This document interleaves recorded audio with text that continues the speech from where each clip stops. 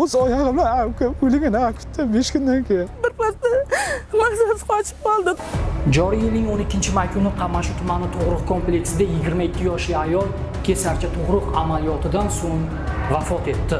Bu holat esa marhumaning yaqinlarini og'ir qayg'uga soldi. Ular ayol vafot etishiga sabab qilib shifokorlar tomonidan noto'g'ri jarrohlik amaliyoti o'tkazilganini ko'rsatishmoqda. Tug'ruq bo'lmagan olib patologiyaga yotqizdim ayolimni 8-may kuni.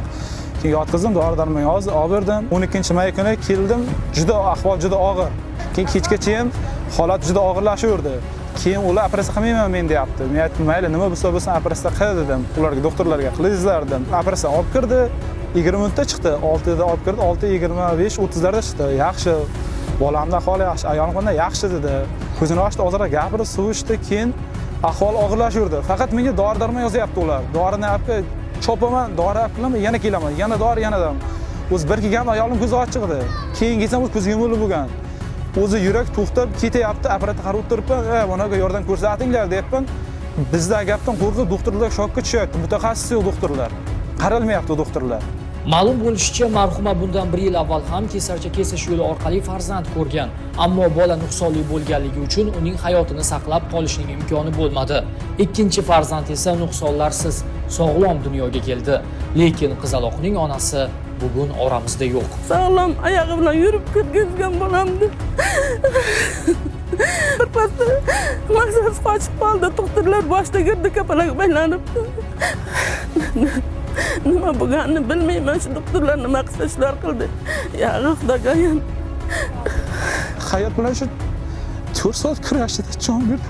O'z oyog'im bilan o'ligini kutdim 5 kundan keyin. Ertaga mana bitta qizim sog'lom qoldi. Ertaga inam qanasi, nima javob beraman men. Amma doktorlardan mutaxassis qaralmadim men. Saqlab qololmadi. Davonlar tushib ketdi, yurak ko'tarilmadi bo'ldi. Aytgan gap shu. Yuragini ikki operatsiya olib kirmagan. Yurak ko'tarilmasa operatsiya qilish mumkin emas-ku. Biz vaziyatga aniqlik kiritish maqsadida ayolda jarrohlik amaliyotini o'tkazgan shifokorga savollarimiz bilan yuzlanamiz. Muammolar bo'lmadi operatsiyada. Qon ketish bo'lmadi, tomirlar vaqtida bog'landi. Operatsiyamiz muammosiz o'tdi. Keyin operatsiyadan keyin ayolda reanimatsiya bo'limiga o'tkazildi. Yarim soat kuzatdik ayolni ginekologlar bilan birga, reanimatologlar bilan birga. Keyin bizada 3-4 chandiqlar dard bilan keluvdi. Ularda asoratli bo'lmasin uchun keyingi operatsiyaga taqlab biz operatsiyaga kirdik. U reanimatolog uni nazorat qilib qoldi. Mazkur holat yuzasidan Qamashu tumani tibbiyot birlashmasi boshlig'i rasmiy munosabat bildirdi.